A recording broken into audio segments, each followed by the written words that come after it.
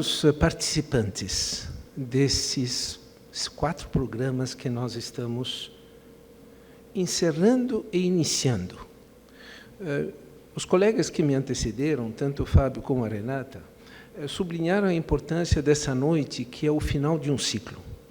Eu vou me permitir, com os 4 participantes, 2 participantes e 2 participantes que vão nos acompanhar, a pensar no ciclo que se inicia hoje. É o crepúsculo de uma etapa, é a aurora da nova etapa que se inicia. E nessa nova etapa, estaremos todos juntos construindo futuros. Quando a professora Renata se referiu à nova era, é porque nós temos comparado esses 20 anos do século XXI com os 20 anos que se iniciaram no século XX. Naquele período, naquelas 2 décadas, nós migramos do mundo agrícola para o mundo industrial. E nessas 2 décadas, é a terceira que estamos iniciando, estamos migrando do mundo da indústria para o mundo digital. Isso tem provocado as 7 grandes rupturas que, de alguma forma, nos unem, tanto nas rupturas, como nos riscos e também nas oportunidades. Eu me refiro às 7 rupturas, começando por aquela que nos afastou e nos une na noite de hoje, a crise sanitária. As consequências que tivemos do ponto de vista da crise econômica. Em seguida, a crise social, porque nós fragmentamos ainda mais a nossa sociedade. A crise política, com uma polarização fragmentadora entre núcleos alimentados por redes sociais que fragmentaram em vez de unir. A crise geopolítica que nós estamos vivendo hoje, com essa guerra na Ucrânia, com uma agressão da Rússia, e que hoje está reconfigurando o mapa do planeta entre regimes autoritários e regimes democráticos. Mas também tem a ruptura tecnológica e a ruptura ambiental. A ruptura tecnológica com aquela que traz o digital como forma de revolução da nossa estrutura social. E a ruptura ambiental, na medida em que tomamos consciência da nossa responsabilidade perante os não nascidos, aqueles que estão ainda para vir.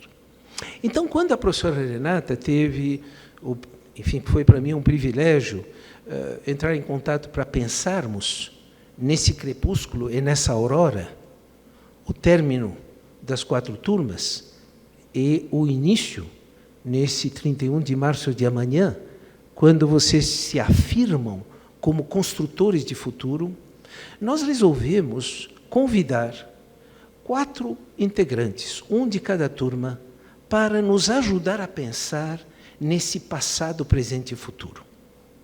Esse passado, presente e futuro terá uma pauta.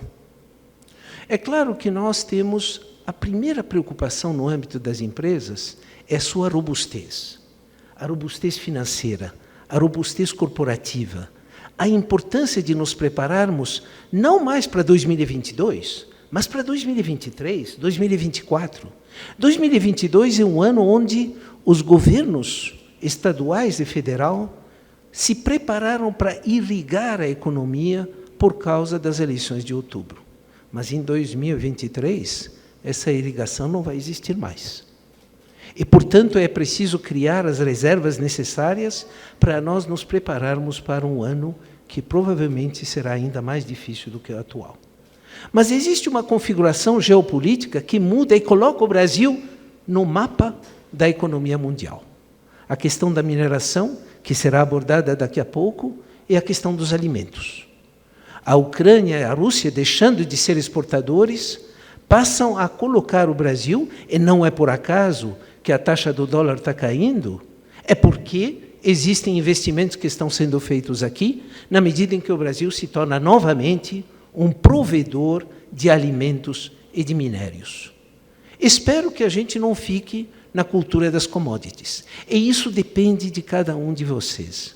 De fazer do Brasil não mais um exportador de matérias-primas, mas incorporar tecnologias para que valores agregados sejam incluídos nas cadeias de valor e, mais do que isso, assegurar uma geração de emprego, de renda, de benefícios, de bem-estar, porque não haverá estabilidade política e social no Brasil se não tiver uma melhor distribuição de renda.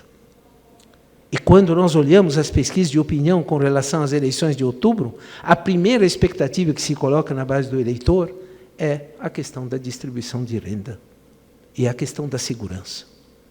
O segundo tema são os novos modos de trabalho. Não há retorno para o presencial.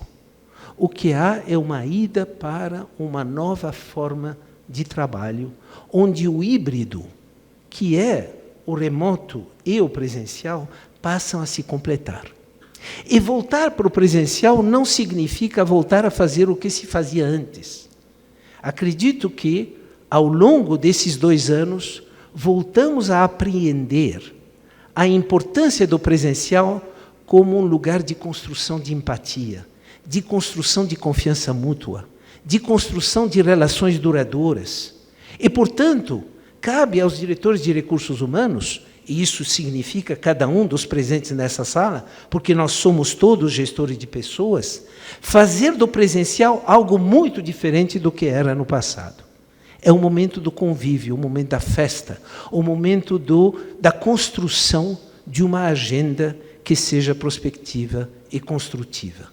Não há espaço hoje nem para os pessimistas, nem para os otimistas. Há espaço para aqueles que têm agendas construtivas. E as agendas construtivas é o que os construtores de futuros deverão levar para os seus ambientes de trabalho. O terceiro grande tema é o tema da segurança. Segurança sanitária, segurança física, segurança digital. E ainda na preparação dessa nossa discussão, que vai começar daqui a alguns minutos, quem está formando os quadros para o mundo digital no Brasil? Aonde e quem está investindo para oferecer para as empresas os recursos humanos que nós carecemos hoje para assegurar a migração do Brasil, do mundo industrial para o mundo digital? Novamente, é uma responsabilidade de cada um de nós. Eu quero concluir com a responsabilidade das elites. E nós somos elites no Brasil. Responsabilidade das elites significa de olhar além das fronteiras dos nossos núcleos familiares, núcleos empresariais. Significa olhar as nossas empresas dentro dos desafios nacionais e regionais. E isso faz com que nós tenhamos que construir relacionamentos duradouros. É por isso que eu vou chamar agora 4 integrantes dessas 4 turmas. Eu vou convidar inicialmente o Rafael Arantes, em seguida o Alex Takaoka, a Carol Mattioli e a Carla Causini.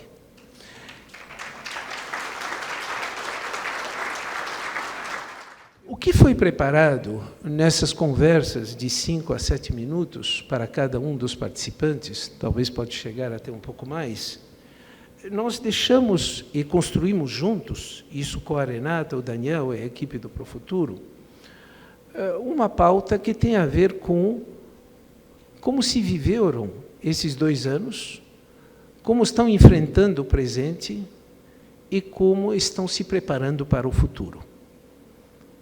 São empresas, todas elas conhecidas, ou iniciativas empresariais conhecidas, e eu vou passar a palavra na sequência, sem interrupção, para o Alex, depois disso para a Carol, para a Carla, e terminamos com o Rafael.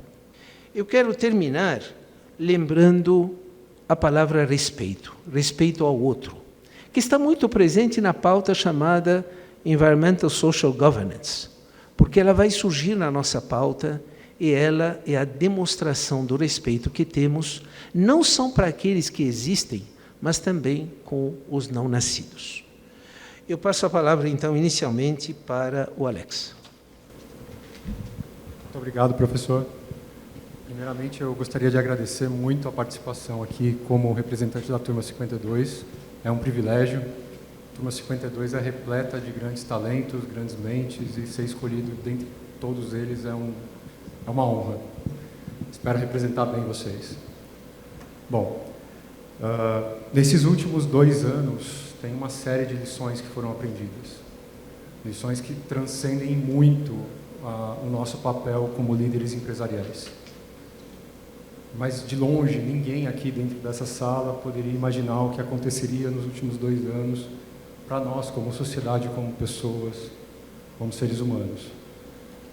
Eu me lembro bem, no início da pandemia, no dia 14 de março, numa reunião de diretoria, onde foi colocado na mesa que São Paulo estava fechando alguns locais, iniciando alguma espécie de lockdown, e nós tínhamos que colocar toda a nossa operação em home office. Era mandatório, não era mais opcional. A empresa que eu trabalho é a Fujitsu, é uma empresa de origem japonesa, e o nosso CEO entendia muito bem o que significava uma pandemia. Ele já tinha passado por isso várias vezes e tinha a noção correta do que ia acontecer. Nós, como brasileiros, imaginávamos que em 3 semanas tudo estava normal. E ele já avisou na diretoria: olha, comecem a se preparar, porque isso vai ser longo e vai ser difícil. Daí vem a primeira lição que a gente teve que aprender, na prática. A partir desse momento, toda a liderança se tornou o farol da empresa. Porque nós passamos a ser um porto seguro. Todas as pessoas nos procuravam para entender qual era o planejamento, o que ia acontecer, para onde nós vamos. Vocês vão demitir todo mundo, vocês vão ter que cortar custos, como é que vai todo mundo para casa a partir de amanhã para trabalhar da sua casa? Afortunadamente, nós somos uma empresa de tecnologia, então a parte tecnológica foi simples. A gente tinha condições de fazer isso de forma muito rápida. Mas aí veio uma lição muito forte para nós, que foi: estando distantes, conectados, nós estamos conectados com os nossos dispositivos, não com as outras pessoas. É uma falácia a gente imaginar que você vive numa sociedade conectada. Você está conectado com o seu smartphone.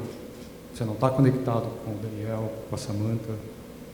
Isso é uma mentira grande que a gente conta para nós mesmos. Na verdade, a tecnologia nos isola. E como liderança, nós tivemos que aprender como criar conexões nesse ambiente digital. Como manter as pessoas conectadas, engajadas e buscando o mesmo objetivo com toda essa tecnologia disponível. E isso era um desafio enorme no início. E aí entrou com muita maestria todo o papel da parte de gestão de pessoas. Então, o que eu tenho para dizer é que o mais importante nesse processo foram as pessoas e não a tecnologia. A tecnologia foi só um meio pelo qual a gente conseguiu manter todos conectados. Mas se nós não soubéssemos entender as pessoas, as necessidades, os anseios, as dúvidas, a gente não conseguiria manter a empresa funcionando. Tudo iria desmoronar. Porque a partir daquele momento era cada um na sua casa. E a gente fez isso em 1 semana. Em 1 semana nós não estávamos mais nos escritórios. E tínhamos que manter tudo funcionando. Tivemos que ajudar muitos clientes nesse processo. A nossa empresa, por exemplo, atende a empresa da Carol, a EDP, que passou pelo mesmo processo. E nós vimos assim os números de atendimentos dispararem por conta desse tipo de situação. E aí leva a segunda lição. Por mais que nós temos tecnologia nas mãos, nós não temos educação digital. As pessoas não têm essa educação digital. A tecnologia está nos smartphones, está nas nossas casas, mas nós não sabemos utilizar ela da melhor maneira. Nós não sabemos nos proteger dos riscos que essa tecnologia nos traz. Então, durante a pandemia, o nível de ataque cibernético, ele praticamente foi multiplicado por 6. E quais são os elos fracos nesse processo? Não é a tecnologia, são as pessoas. Mais uma vez, as pessoas. A importância de você ter as pessoas próximas e conectadas e fornecer para essas pessoas educação digital. Mas educação digital de uma maneira que elas entendam, porque elas não são técnicas. Elas não são obrigadas a entender o que é ransomware, o que é um ataque de DDoS, mas elas precisam entender qual é o problema de você clicar num link de um e-mail malicioso, ofertando um emprego, ofertando um prêmio, alguma coisa desse tipo. E o nível de educação digital varia absurdamente na nossa sociedade. E não é por estrato social ou classe social. Então, isso também tem que ser compreendido. Então, essa lição sobre educação digital, sobre pessoas, foi extremamente importante, porque nós utilizamos dentro de casa e também utilizamos para auxiliar os nossos clientes nesse processo.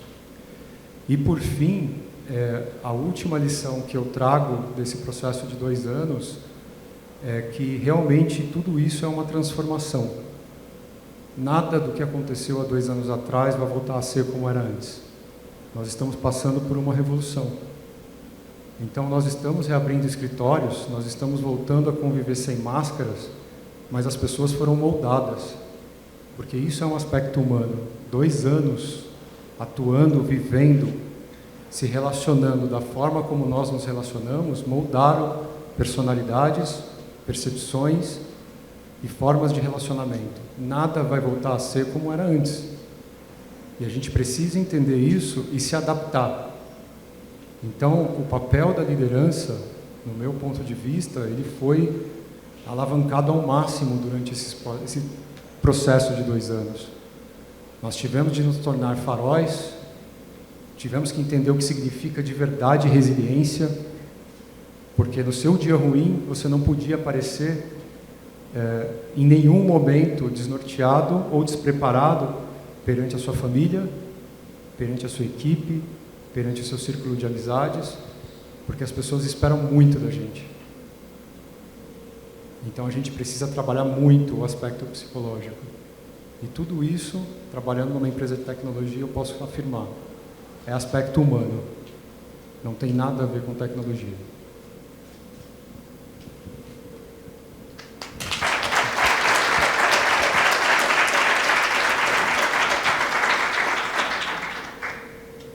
Boa noite.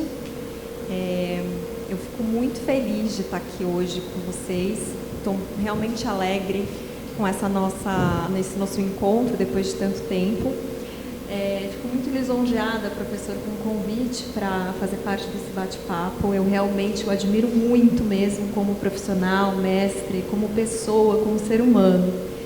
É muito desafiador representar minha turma. Realmente a minha turma, ela tem pessoas excepcionais, profissionais excepcionais, com os quais eu aprendi muito durante esses anos de curso. E eu vou colocar um pouco um tom mais sensível na minha fala, nesse início, porque eu tenho uma recordação muito marcante no início do MBA. Foi um ex-aluno que eu, infelizmente, não lembro o nome dele. Ele conversou conosco e disse que o MBA tinha mudado a vida dele. Quando eu ouvi aquilo, eu achei um pouco exagerado e não entendi muito bem do que ele estava falando. Mas hoje eu posso dizer para vocês que o MBA, a experiência que eu tive, realmente mudou a minha vida, e profissional e pessoal, que para mim são vertentes que se misturam muito. E refletindo do porquê, né? O que aconteceu? Tanto as aulas nos traziam reflexões, e uma que me marcou muito foi: qual o seu propósito, qual a sua missão, por que você acorda todos os dias para trabalhar? E além disso, eu consegui desenvolver uma autoconfiança e uma coragem para lidar com mudanças, para lidar com os riscos e para conseguir equilibrar tudo aquilo para tomar decisões que foram muito importantes na minha vida. E eu vejo isso também em muitos dos meus colegas. Então, eu faço aqui um agradecimento, primeiro pela oportunidade de ter convivido com vocês. De fato, eu faço uma homenagem a vocês, colegas da turma 53, vocês representaram muito para mim, nós construímos amizades verdadeiras, e eu levo isso assim para a minha vida. Tirando essa parte mais sensível, eu adentro aqui aos temas propostos, e vou colocar um depoimento do que aconteceu durante a pandemia na empresa que eu trabalho, e que eu admirei todas as decisões tomadas e que eu faço questão aqui de compartilhar. Primeiro, a crise ela foi vista com um viés muito de sustentabilidade. Então, o primeiro ponto foi reunir comitês de crises e um pouco diferente do que o Alex comentou, de ir para o trabalho remoto, nós tínhamos a missão o administrativo foi para o trabalho remoto, mas a empresa, que é uma empresa de energia, não podia parar de operar. Então, tínhamos a missão de preservar os eletricistas, operadores de usina, para que o sistema não falhasse, né? Ninguém podia ficar sem luz no momento em que estávamos vivendo. E aí a empresa ela pensou em 3 pilares. O pilar de pessoas, o pilar de finanças e o pilar de sociedade. Em torno desses 3 pilares, foram criados planos de ação e um pilar se comunicando com o outro, com equipes multidisciplinares. Eu acho que isso foi essencial para a gente conseguir tomar as decisões mais acertadas e sem perder de vista o lado das pessoas, que eu coloco como a parte mais importante desse pilar. Eu vou destacar algumas ações breves que foram... primeiro, a importância com a segurança. Então, todos nós fomos vacinados, vacina da gripe, inclusive os nossos familiares. A empresa reforçou a alimentação dos funcionários e para que as pessoas ficassem mais saudáveis, se preocupando também com os familiares. Foi criada uma rotina de guerra, assim, para os eletricistas. Então, tivemos trocas de turnos constantes, preocupação frequente com os equipamentos, com a higienização. A assistência social da empresa e a assistência de saúde triplicou nessa época. Outro dia, eu achei interessante o comentário de uma pessoa que teve Covid há 1 ano, que me disse: nossa, ontem a assistência social me ligou para saber como é que eu estava, depois de 1 ano. Então, assim, a preocupação com o humano foi fundamental. Ao mesmo tempo, sem perder de vista o aspecto financeiro, porque como o setor elétrico funciona hoje, as distribuidoras, elas são as arrecadadoras e precisam distribuir isso para toda a cadeia. Inclusive, são as empresas que mais arrecadam impostos para os estados. Então, a gente não podia falhar, né? Então, a empresa se antecipou, fez os empréstimos adequados, conseguiu distribuir bônus antecipado para que as pessoas ficassem tranquilas, inclusive. E o aspecto de sociedade, né? Tivemos muitas doações, mais de 10 milhões de doações de equipamentos médicos, hospitalares, respiradores. Pensamos muito na sociedade mais vulnerável, né? Nas tribos indígenas, dentro das áreas em que atuávamos. Então, assim, o que eu levo de lição, né, nesses últimos 2 anos, para simplificar? O humano, né, as pessoas, sempre em primeiro lugar, mas sem perder de vista o aspecto sustentável. E eu acho que isso é algo que um curso do MBA nos prepara, a gente ter essa visão global para conseguir tomar as melhores decisões. E uma coisa também que eu gostaria de destacar é que, no meio da pandemia, a empresa sofreu um ataque cibernético. E nós estávamos comentando isso até um pouco antes. Não esperávamos por isso. Então, hoje, a preocupação com o cyberataque é muito grande. Nós temos muitos treinamentos, mas nada parece ser muito suficiente. Então, eu acho que esse é um tema muito importante, presente e futuro. E olhando um pouco assim para o futuro, o que eu vejo muito é o tema da liderança humanizada, pegando novamente o gancho com as pessoas. E eu não posso deixar também de falar da sustentabilidade, porque isso está tudo interligado. E como tendência, eu vejo muito o papel da mulher cada vez mais se destacando. Por que isso? Nós temos uma capacidade de empatia e de lidar com vários problemas ao mesmo tempo. E liderança humanizada e sustentabilidade é sobre isso. Então, eu vejo cada vez mais, no futuro das organizações, as mulheres ocupando esse papel de liderança. E, para finalizar, eu queria dividir um pouco com vocês a questão do foresight. Foresight é técnica, que a gente fica sempre pensando no que pode acontecer no futuro.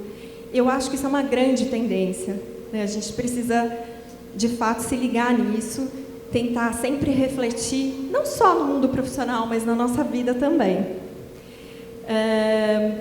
E aqui só deixando uma mensagem, pegando o gancho do que o professor Jacques disse sobre o nosso papel. No começo, lá, eu falei para vocês do tema do nosso colega, que veio comentar sobre o MBA e de tudo que aconteceu durante o curso, que me fez trazer muita reflexão. E eu me apeguei muito com a questão do propósito. Né? Qual que é o meu propósito? Por que eu acordo todos os dias? Eu acordo todos os dias para enxergar brilho nos olhos das pessoas com as quais eu trabalho e com as quais eu convivo. E eu sei que dentro de uma organização, a gente tem muito poder. A gente tem poder de mudar a vida das pessoas e mudar a vida da sociedade. E esse curso nos prepara para isso. Então, eu deixo aqui essa mensagem para vocês. Muito no sentido de questioná-los, se vocês encontraram esse propósito, se vocês entendem o papel e a força que nós temos e a nossa responsabilidade. É isso.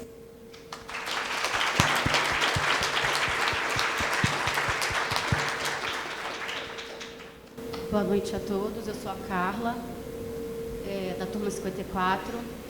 Queria agradecer, me sinto honrada de estar sentada aqui com vocês. Queria agradecer ao professor Jacques pelo convite, Renata, Samanta e Daniel e todo o time da FIA. Não poderia deixar de agradecer a minha turma 54 também pelo companheirismo e parceria nesses anos. Bom, para não ser muito repetitiva com o que os meus colegas já disseram, o que eu posso contribuir do que eu já vivenciei no meu trabalho nessa pandemia, e que ainda não foi tão abordado ainda, é a questão da governança corporativa robusta. Eu acho que ficou muito claro agora que as empresas têm que estar preparadas, ter uma governança no sentido de ter comitês preparados e capacitados para gerir riscos e crises. E isso me remete muito à aula da professora Samanta, que foi uma das últimas disciplinas que a gente teve, que me marcou bastante, que falava exatamente sobre isso. A gente estudava casos reais, foi muito bacana. E eu acho que isso é uma coisa muito presente e necessária.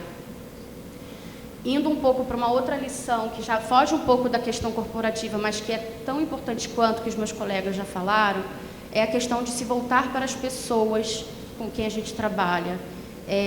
Nós vivenciamos as doenças emocionais, invadiram o mundo corporativo de tal forma que talvez líderes e gestores não estavam preparados para esse tipo de situação.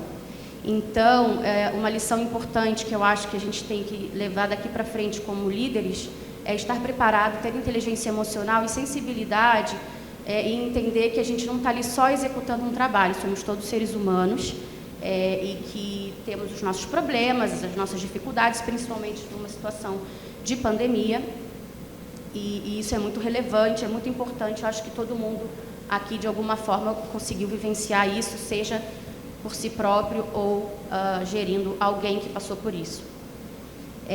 Eu até, por hora, essa é a minha contribuição, para não ficar muito repetitiva, depois a gente volta a falar.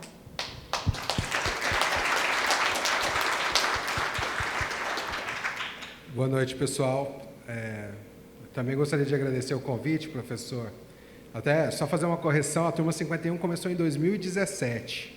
Né? Então, como o mundo era muito diferente ali, né? O Michel Temer era ainda nosso presidente, a gente jamais imaginava que nós teríamos uma eleição de 2018 da forma que foi, não imaginávamos que Rússia e Ucrânia ainda teriam algumas diferenças a resolver depois daquela batalha da Crimeia de 2014. Essa foto, curiosamente, foi tirada em 2017. Infelizmente, vocês podem ver que eu mudei também um pouco. Então, assim, as mudanças foram bastante acentuadas. Eu lembro, ainda em 2017, quando eu fui começar a fazer a MBA, que o meu chefe da época falou, olha, você poderia fazer para você ter uma visão mais transversal de negócio. A imagem que eu tinha de uma turma de MBA era aquela autopromoção, o pessoal fala, eu sei, eu conheço e tal. E me surpreendi demais com a turma 51. Falei assim, não quero gastar minhas sextas à noite, meus sábados, né, com uma galera chata que vai se autopromover, e muito pelo contrário. Conheci ali muitos amigos, conheci a minha esposa, com quem eu tive uma filha recentemente, inclusive, professor, apesar de eu já ter notado a minha esposa que está ali, inclusive, no primeiro dia de aula, ela falou que só foi me notar numa aula sua, porque eu fiz um comentário inteligente. Ou seja, se não fosse sua aula, talvez eu não seria nem pai hoje, né? Bom, eu gosto de fazer alguns apanhados históricos, quando a gente vai falar de um tema de extrema relevância, como é esse do momento que a gente está vivendo agora. Na verdade, desde 2020, eu, particularmente, vivi dois lados muito interessantes, porque eu trabalho na interlocução de uma empresa de saúde com o governo federal e governos estaduais. Mas eu decidi trazer 3 momentos históricos, e eles não se assemelham tanto, mas no final eu vou fazer um apanhado, pode ser que faça sentido. Mas a gente tem, primeiro, que um exemplo que eu resolvi trazer foi da gripe espanhola. O contexto histórico da gripe espanhola é muito particular, porque você estava já numa decadência da Primeira Guerra Mundial, você vinha de uma revolução industrial que colocou muitas pessoas juntas, sem uma preocupação com saneamento, com higiene, e isso proliferou, ajudou a proliferar muitas doenças. Você tinha um debate ali antes do começo da Primeira Guerra, entre 1912 e 1914, sobre vamos fazer um saneamento para as grandes cidades, vamos tratar melhor dos assuntos de higiene. Isso não foi feito e veio, então, a gripe espanhola, que matou mais de 50 milhões de pessoas no mundo. Depois que esse evento ocorreu, houve uma aceleração intensa, como nunca se viu, de saneamento em várias cidades europeias, que depois eclodiu no Brasil, na verdade, em 1930. Né? As coisas elas não eram como hoje, na velocidade que são hoje, mas o que eu quero trazer precisou de um evento daquela magnitude, da forma catastrófica que foi, para que o pessoal colocasse na velocidade necessária uma coisa que hoje a gente considera que é muito básica. Da mesma forma, com o final da Primeira Guerra, falou-se muito sobre uma revolução nas relações internacionais. Ora, precisamos fazer os países conversarem melhor. Isso não foi feito e eclodiu a Segunda Guerra Mundial. Também aí a gente teve mais de 200 milhões de pessoas mortas. Mas o que foi o resultado disso que é interessante? Qual foi o processo que foi acelerado ali? A formação da ONU, que quase que obrigou os países a conversarem para não se eclodir um conflito internacional novamente. A gente teve um fato muito marcante, que é pouco lembrado pelos historiadores, que foi o julgamento de Nuremberg, que ajudou a colocar um fim no que até a Hannah Arendt chama da banalidade do mal, e fundou os princípios do Comitê, e hoje Conselho dos Direitos Humanos da ONU. Ou seja, foi preciso uma guerra para que as relações internacionais fossem moldadas da forma que a gente conhece hoje. Trazendo mais para um passado recente, em 2008 a gente teve uma crise financeira sem precedente, na verdade com precedente de 1929, mas com origens diferentes. E eu lembro, e eu estava na faculdade em 2005, 2006, o pessoal falava do modelo keynesiano para fazer uma gestão mais elaborada do modelo financeiro, da interlocução financeira com os governos até então. E foi preciso eclodir aquela crise para que as pessoas vissem que o governo e corporações não poderiam sobreviver de forma individual. E o que é interessante, óbvio, eu não quero de jeito nenhum comparar as mazelas de uma Segunda Guerra Mundial com uma crise financeira causada por uma irresponsabilidade de um sistema, mas as coisas elas foram aceleradas de alguma maneira porque nós vivemos em crise e a única opção que nós tínhamos era uma adaptação. E é interessante que a crise de Covid ela traz fragmentos, tanto da questão da higiene e do saneamento, porque a gente nunca viu uma campanha tão forte para que o pessoal lavasse as mãos e passasse álcool na mão, e etc. A gente convive hoje com a necessidade de fazer as relações internacionais, né? Então, ela colocou os países muito mais próximos, isso talvez seja uma herança daquela Segunda Guerra Mundial, e ela também colocou o modelo keynesiano. Olha, o governo ele precisa ajudar a sair dessas crises, porque senão... E a gente vê que os governos eles foram muito mais céleres em ajudar as nações, talvez até por causa dessa crise de 2008. Né? Então, é óbvio, as perdas, principalmente as perdas de vida, elas não são recuperáveis de forma nenhuma, mas eu acho que na história a gente vai perceber que essa crise, essa pandemia de 2020 a 2022, ela fez acelerar, como já foi dito aqui, até o modelo de trabalho, mas, na minha opinião, o que vai ficar mesmo de legado é o lucro responsável das empresas. Hoje é quase impensado, é quase um pecado, é intolerável que uma empresa tenha lucro sem fazer parte de um todo, né? Aquela visão de curtíssimo prazo do investidor, ela tá acabando. O investidor que ele só olha para o número, sem olhar para os aspectos de segurança, para os aspectos sociais e ambientais, esse investidor ele tá ultrapassado, né? Na empresa que eu trabalho, inclusive, 2020 foi um dos poucos anos que a gente teve um resultado positivo, e uma pergunta que a minha área fazia era o seguinte: a gente está preparado para ter lucro durante uma pandemia? Nós temos uma reputação suficientemente boa para anunciar que a gente vai ter cifras milionárias, enquanto várias empresas fecharam as portas e várias pessoas morreram? Então, hoje, é preciso mais do que você entregar bons números, é preciso você entregar uma reputação muito forte. O que eu percebo, e já sigo para o final, esse é um legado que vai ficar com certeza, comparando. Eu gosto de trazer essa comparação, porque quando a gente está no nosso negócio, na nossa empresa, a gente se apaixona tanto por aquilo que a gente fica numa visão muito míope. Fala, a minha empresa é o que há de melhor no mundo, eu não entendo como alguém pode pedir demissão daqui. Até mais ou menos 1502, 1503, a gente tinha aquela teoria geocêntrica. A gente pensava que a Terra era o centro e todo mundo girava em torno da Terra. Essa ainda é a impressão que eu tenho, que muitos executivos têm da sua empresa. E foi preciso muita evolução para a gente partir o seguinte: não, a Terra é um planeta pequeno que orbita em torno de coisas muito maiores. A gente faz parte de algo muito maior. Essa maturidade, eu acho que é o grande legado, a grande transformação que foi acelerada pela pandemia. A gente falava muito em ESG, em sustentabilidade, poucas eram as empresas que realmente colocavam isso na maneira de fazer negócio. E hoje eu percebo que isso foi acelerado pela necessidade de se adaptar e de sobreviver. E aí, para finalizar, eu gosto muito de uma citação do Carl Sagan.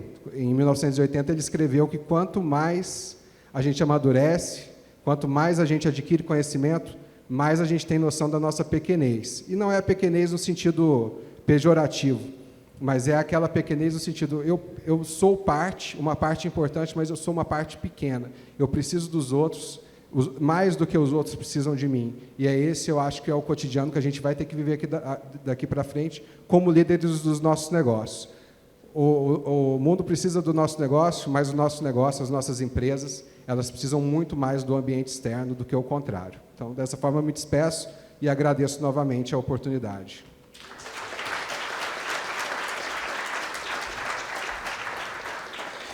Todas as participantes e participantes poderiam estar aqui, mas era preciso escolher. Escolher para compartilhar, dentro do tempo limitado que nós tínhamos. Mas sintam-se parte desse diálogo que nós acabamos de ter e que vai continuar através de e-mails, que podem ser comentários ou perguntas, que nós vamos tratar junto com a coordenação. Segundo, a alegria do corpo de docentes quando seus alunos superam os professores. O que nós tivemos aqui foram 4 depoimentos à altura das aulas, mas que superaram as aulas, porque eles trazem a prática dos 2 anos que foram vividos. E isso nos leva, agora, a formular a importância do projeto de vida que foi citado quando a pessoa acorda de manhã. Isto é, ter clareza de quem nós somos, de onde viemos e para onde vamos. Para isso, precisamos saber o que é riqueza, o que é poder e o que é sabedoria, que discutimos durante as aulas.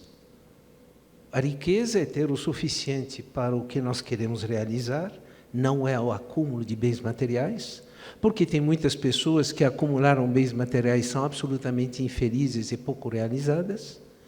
O poder é mandar mais em si mesmo do que mandar nos outros, e o que nós vimos nesses 4 depoimentos, pessoas que sabem qual é a sua visão de futuro.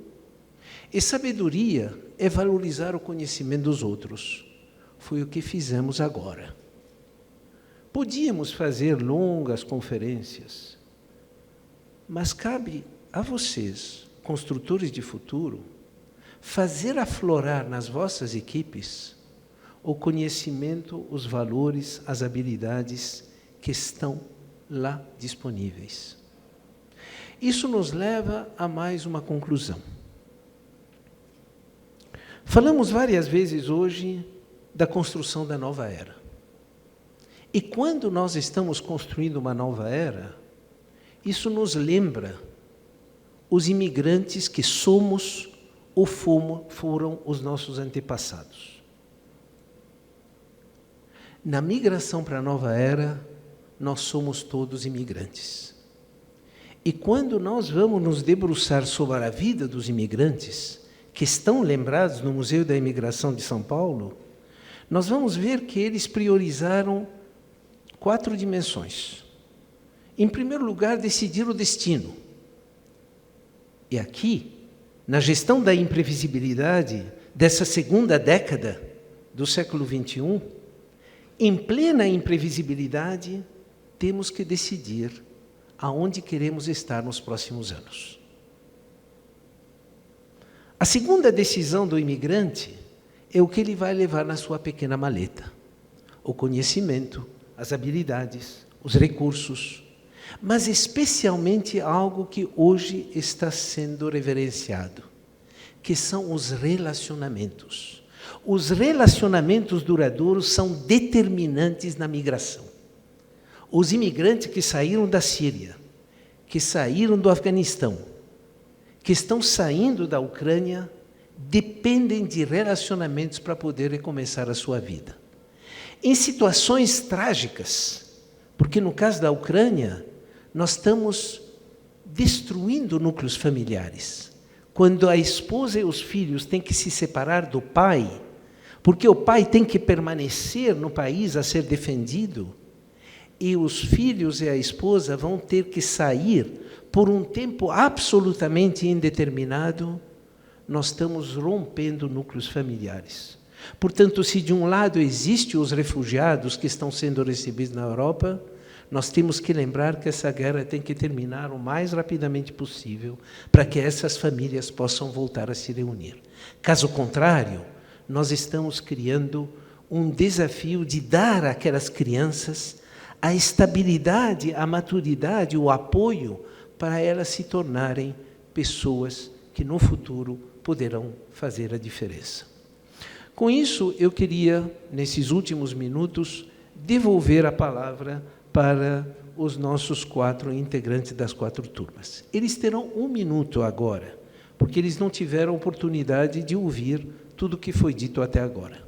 E nesse minuto, eles vão simplesmente registrar uma mensagem em nome dos participantes da sua turma, com base no que nós discutimos. Mas se tiver que registrar uma mensagem em 1 minuto, qual seria essa mensagem? Nós vamos começar com Alex, vamos seguir a mesma sequência e depois nós encerraremos esse momento de aurora para a nova era. Nós não estamos aqui fechando somente um ciclo, mas nós estamos começando um novo ciclo e essa mensagem é dirigida para a construção do ciclo que está começando. Alex e depois os demais integrantes, 1 minuto cada e depois nós encerramos. A mensagem que eu gostaria de deixar para vocês é que tenham um olhar positivo, esperança porque mesmo em toda crise existem oportunidades de crescimento profissional, pessoal, e que vocês podem sim contribuir com toda a sociedade. Mesmo que de maneira pequena, essa contribuição faz muita diferença, porque nós somos um extrato mínimo da população brasileira. Quando o professor Jacques colocou aqui, ele foi certeiro. Nós fazemos parte aqui, certamente, de um extrato de menos de 0,5% a 1% da população brasileira. E isso é o topo do topo da pirâmide. Então eu queria deixar essa mensagem de ter esperança e entender qual é o grau de responsabilidade que nós temos na construção social desse país.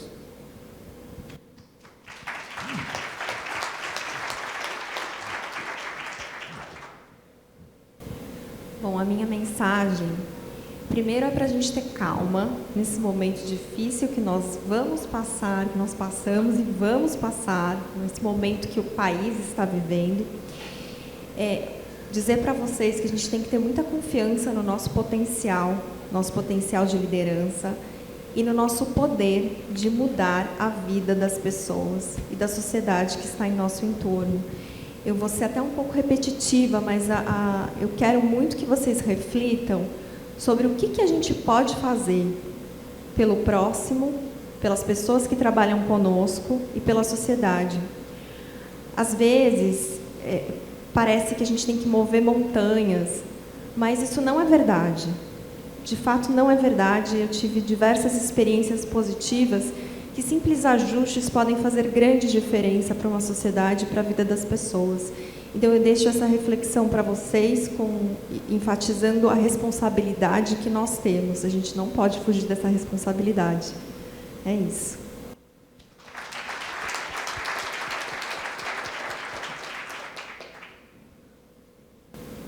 Bom, a minha mensagem é um pouco, assim, a lição principal que eu acho que todo mundo teve nessa pandemia é que a gente não pode se planejar muito, né? A gente tem que estar pronto, preparado para o imprevisto. E pronto no sentido de ter uma maturidade emocional e saber lidar com pessoas.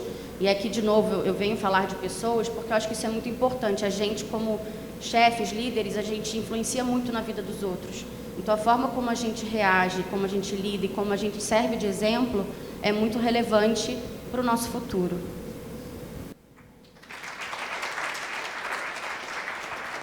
Olha, não é bem uma mensagem, eu só queria compartilhar com vocês que, rememorando as aulas do nosso MBA, da Turma 51, me dá muito conforto, muita esperança no tipo de executivo que a gente vai ter, ou que já tem na tomada de decisão das principais empresas, né?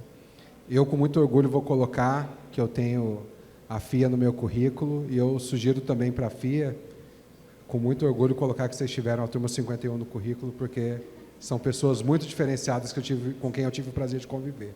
Obrigado.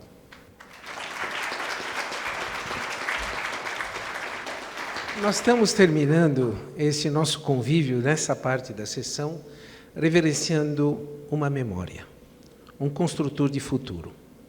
Há 30 anos atrás, exatamente em 1992, foram abertas as inscrições para o primeiro MBA.